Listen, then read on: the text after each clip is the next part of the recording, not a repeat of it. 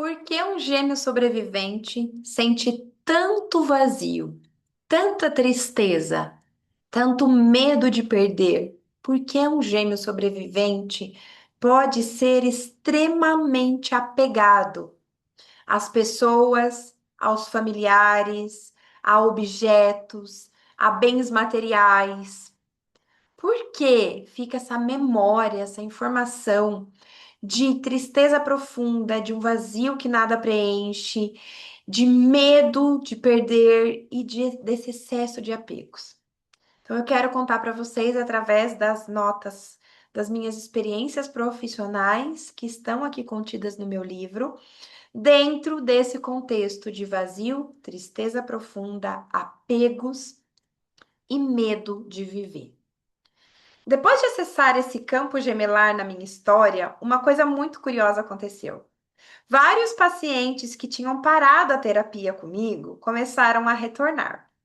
E no retorno descobriram todos também que eram gêmeos sobreviventes.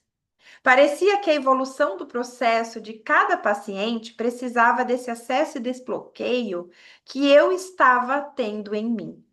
E ali começou o meu grande laboratório vivo, onde comecei a aprender sobre as dinâmicas dos gêmeos sobreviventes na pele, no corpo, no próprio campo e através do campo de tantas pessoas que retornaram a mim e outras que começaram a chegar para que descobrissem essas informações que nenhum livro continha, talvez nenhum curso continha.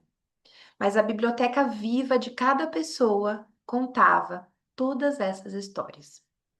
O livro da vida se abriu e cada paciente era uma página.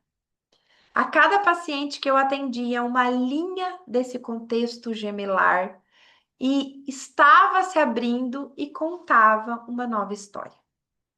E curiosamente, coincidência que não eram coincidências, era esse campo vivo, era ressonância, era magnetismo na prática. Só me vinham gêmeos sobreviventes com o tipo de ligação harmônica.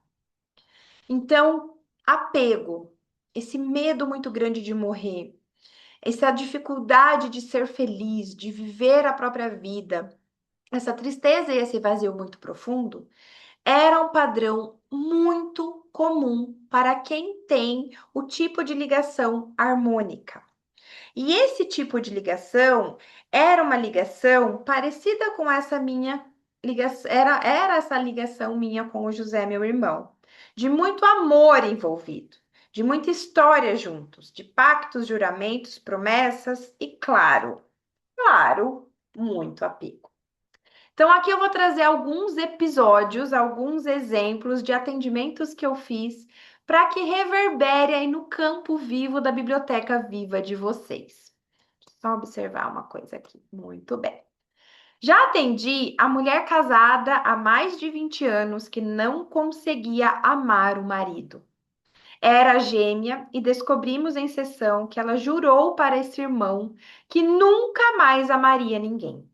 Ela passou a vida toda sem receber o amor do marido, porque tinha um pacto de alma profundo com o irmão. E esse amor só viria através dele, desse irmão que não nasceu. Era mãe também e dizia que parecia que ela não conseguia amar os próprios filhos. O amor, nesse caso, fica interrompido, porque para existir, ele precisa de espaço, de permissão. Não do irmão que não nasceu, mas de si mesmo. Então eu lembro muito dessa paciente, ela chegou para mim e falou: "Josi, eu não sei o que acontece, mas eu não consigo amar o meu marido". E durante a sessão ela também conseguiu verbalizar: "Não me julga, mas eu não consigo amar meus filhos". Existe uma película, gente, um fio invisível, como se fosse uma bolha. E a gente parece que só olha para aquela relação com o irmão. E a gente não consegue enxergar as pessoas que estão aqui na nossa vida. Então eu já vi muito a pessoa não conseguir se amar, não conseguir se enxergar, não conseguir amar e se entregar ao amor e não conseguir amar às vezes os próprios filhos, e isso não é uma maldade. Isso é a dor querendo passagem. Já atendi a mulher casada há 30 anos, que casou com um segundo namorado, mas nunca esqueceu o primeiro.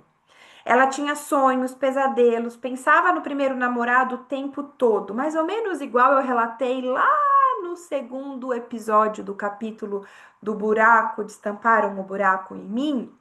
Eu também vivi o mesmo que essa moça viveu. E sentia, mas no meu caso eu resolvi isso no comecinho do meu casamento. E sentia que traía o marido por pensamentos, por esse primeiro amor.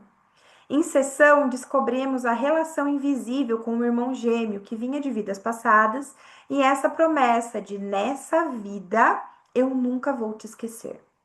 Você vai ser o único na minha vida para sempre. Lembra dos pactos, acordos, juramentos e contratos que a gente faz? Antes de encarnar com esse irmão, ali principalmente nos 3 primeiros meses, que se chama pré-concepção. Antes do espírito encarnar no corpo, ele faz movimentos de pactos e juramentos. E aqui, essa paciente, ela trazia esse pacto e juramento. Aí o que aconteceu? No primeiro relacionamento dela, ela refez esses pactos com esse primeiro namorado. Esse relacionamento acabou e ela continuou conectada com esse antigo parceiro. Ela foi para o casamento, mas ela não foi por inteira, ela ainda estava conectada a esse juramento, tanto desse primeiro relacionamento, quanto do gêmeo evanescente. Então essa moça, ela não se sentia livre para viver aquela relação em verdade.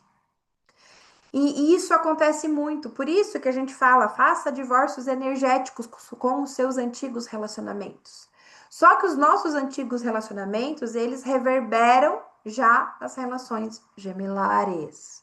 Se a gente não se liberta com os gemelares, a gente no fundo também não se liberta para os relacionamentos atuais. Ela transferiu toda essa memória inconsciente ao primeiro namorado e passou uma vida atormentada por esses laços invisíveis. Eu ainda me lembro do olhar de liberdade dela quando respirou aliviada, sentindo que agora poderia voltar para casa e gostar do homem que ela havia escolhido casar. E ela falou para mim: Nossa, Josi, uma sensação tão boa, parece que agora eu quero encontrar o meu marido e parece que eu vou encontrar ele pela primeira vez. E depois ela relatou como foi. E realmente foi isso. Ela sentiu a sensação de que parecia que ela estava ali disponível para viver aquele amor naquele momento com esse parceiro que ela tinha escolhido há 30 anos. Já atendi a mulher que, mesmo casada há anos, se recusava a ter filhos. Ao mesmo tempo que isso causava alívio, não a deixava em paz. Ela me procurou e, em sessão, ela descobriu o irmão gêmeo. E, por medo de amar e perder, ela inconscientemente decidiu que não queria filhos, pois sabia que ali um convite ao amor e ao desapego também se estabeleceria. Afinal, quando nós somos mães, a gente sabe que nós vamos gerar, gestar e, em algum momento, entregar esses filhos para o mundo para seguir. Só que esse medo que ela tinha de perder, que era o medo de perder esse irmão, era tão intenso que ela não quis abrir espaço para se tornar mãe por medo de viver o amor e de perder. Dinâmica muito comum nesse tipo de relação harmônica. Como a dor era muito grande, ela escolheu não viver isso. Foi a medida que ela encontrou para se proteger do amor e da dor. Ela já não tinha mais idade reprodutiva e não se tornou mãe, mas conseguiu fazer as pazes com sua história, sentir paz em sua decisão e escolher viver o amor de outras formas. Porque, é claro, não necessariamente porque a gente não teve filho, que não significa que a gente não vai viver o amor. A gente vai viver o amor primeiramente por nós mesmos, pela nossa vida. Mas ela estava atrelando essa dificuldade, inclusive, que ela tinha de não se amar, ao não ter tido filhos. E ali ela destampou muitas questões, não só essa de não ter tido filhos. Já atendi a recém-casada, essa história é muito legal, que não conseguia mudar para casa nova, que construiu junto com seu marido tempos antes do casamento. Tudo na casa nova quebrava e precisava de algum tipo de manutenção importante que a mantinha na casa da mãe. Então ela casou, fez um casamento incrível e não conseguia mudar. Toda vez que ela se programava para mudar, algo na casa quebrava. E eram coisas que aconteciam, tipo assim, aconteceu um vazamento na caixa d'água e inundou a casa inteira. Ela teve que fazer um reparo elétrico que ficou sem energia por não sei quantos dias. Umas coisas muito loucas. E aí ela me procurou para fazer uma constelação, porque ela falou, Josi, eu quero mudar na minha casa, eu quero viver a vida com meu marido, né? Então, olha para vocês verem, eu quero consciência, mas o que não deixa eu fazer é o inconsciente. Então, olha o que estava por trás. É, E esses reparos precisavam ser feitos e a mantinha na casa da mãe. Mesmo recém-casada, ela demorou 8 meses para conseguir mudar. Mesmo com tudo pronto, acontecia algo que a impedia o movimento da própria vida. Ela morava com uma mãe viúva, era a filha mais nova e tinha transferido toda a relação de amor que ela tinha com a irmã gêmea dela, que até então ela não sabia que era gêmea. Ela transferiu todo esse amor para a mãe. Ela enxergava na mãe essa irmã. Em sessão, acessamos o pacto de eu nunca vou te deixar sozinha, para onde eu for você vai comigo. A casa quebrava, pois o inconsciente dela não queria abandonar a mãe, porque ela acreditava que ela estava deixando a mãe e automaticamente lá no fundo ela estava deixando a irmã. Depois da sessão, milagrosamente, a casa parou de apresentar problemas e ela se mudou na semana seguinte. Esse foi um caso que ele me marcou muito, assim, foi porque é muito bonito ver as dinâmicas. Elas acontecem de tantas formas, então olha o apego ali acontecendo a ponto dela não conseguir mudar para a própria casa, seguir a própria vida, um início de um novo ciclo que era o casamento. Já atendi a mãe que morria de medo de perder os filhos. Ela tinha uma filha e estava criando a criança dentro de uma redoma de vidro, cheia de controle, medos e uma profunda sensação de que a qualquer momento a filha poderia morrer. Em sessão, acessamos o pacto de eu nunca vou deixar acontecer nada com você. Ela fez esse juramento a uma irmã gêmea e continuava reverberando esse juramento inconsciente na filha. E essa mãe transferiu sua memória para a filha pequena. O medo fazia parte da vida dela e ela não deixava a filha viver. Gente, ela não deixava a menina subir em escorregador, ela não deixava a menina balançar, ela não levava a menina em parquinho. Que ela, olha isso, ela tinha medo que o balanço batesse na cabeça da menina quando alguém estivesse balançando e a menina morresse. Ela tinha muito excesso de medo, controle e medo de perder essa filha. E ela não relaxava na criação da menina. É impressionante como o poder do inconsciente faz projeções tão profundas e poder olhá-las, no caso de uma mãe, é também libertar a filha para poder viver a própria vida. Então ela pôde relaxar um pouco mais, porque imagina a tensão que essa mãe vivia, imagina o estado de alerta e sobrevivência que esse corpo dessa mãe vivia, de excesso de controle, e imagina o quanto essa menina também se sentia presa, sem poder ser ela, sem poder sair correndo, sem poder ralar o joelho, sem poder se machucar, que faz parte dos tombos da vida. Então é muito bonito perceber como essas dinâmicas se apresentam. Já atendi a mulher madura que sempre quis casar, mas nunca se casou. Ela, com seus 58 anos, ainda chorava pelo vazio de não ter ninguém, de tentar, tentar e nunca dar certo. Em sessão, descobrimos um laço invisível que passou a ser bem comum nos casos dos meus pacientes.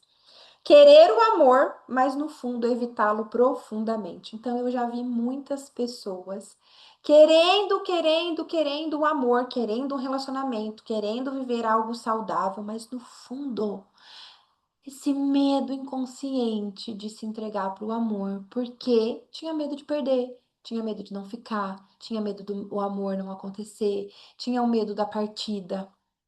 E essa moça, por mais que ela queria se abrir, ela estava totalmente fechada para o amor. Acreditar que quer, mas no fundo se proteger para não ter. Ela tinha uma crença profunda que não amaria mais ninguém para não sofrer e para não perder. Então, olha a crença que tinha atrás dessa pessoa. Uma mulher de 58 anos que queria muito viver um grande amor, mas ela prometeu para o irmão que ela nunca mais iria amar para não sofrer, para não perder. Então, ela prometeu para o irmão, mas prometeu para ela. E o que ela fez a vida inteira? Se privou de viver o amor. E por mais que ela quisesse se relacionar, ela estava totalmente fechada, se protegendo do amor. Lembro do choro guardado e reprimido de tantos relacionamentos que viveu e não se entregou. Ela lembrou, desculpa. Ela chorou, um luto por tudo que ela mesma não se abriu para viver. Começou com um irmão gêmeo, respingou nos relacionamentos e finalizou com ela mesma, a própria dificuldade de se abrir para o amor. Então eu percebo, gente, que esse medo do amor, ele era tão grande na maior parte dos atendimentos que eu fiz do gêmeo sobrevivente que as pessoas não queriam mais amar. Elas fizeram votos e pactos e juramentos contra o amor. E o amor, ele é o que nos preenche. É o amor que nos traz vida. É o amor que nos devolve a vida. E se eu não estou conectada com o amor, eu estou vivendo num vazio que não tem nada. Só que o amor, ele também é um vazio, porque, gente, é uma delícia você acessar o vazio preenchido por amor. Esses vazios eram vazios preenchidos por dor. Mas o amor, ele é um lugar que tem tudo e ao mesmo tempo que não tem nada. Mas ele tá ali, disponível para a gente sentir. E quando a gente se protege do amor, a gente se protege da própria vida. Já atendi a mãe que perdeu uma filha afogada na piscina, com seus 5 anos de idade. Essa também foi uma das sessões mais impactantes que eu já vivi. Uma sessão que eu, enquanto ser humano e mãe na época da minha filha com 3 anos, eu não conseguia parar de chorar na sessão dessa mãe. Ela foi uma sessão muito forte. A mãe tinha acabado de perder, fazia uma semana que ela tinha perdido a menina e ela me procurou, porque ela não conseguia acordar, respirar de tanta dor que ela sentia. E a mãe perdeu o sentido de viver depois da morte da filha. Essa mulher me procurou porque, mesmo tendo mais um filho, ela pensava em se matar. A dor de perder a menina era maior que a vontade de ficar e cuidar de quem permaneceu. Em sessão, ela descobriu que era gêmea sobrevivente e, desde que perdeu a irmã no ventre, ela não quis continuar a viver. Ela realmente tinha um pacto de que ela não queria mais viver. E ela passou a vida levando, empurrando com a barriga e através da perda brutal da filha, essa dor se tornou tão latente a ponto dela pensar em tirar a própria vida. PS. Ela continua viva e escolheu seguir a jornada aqui.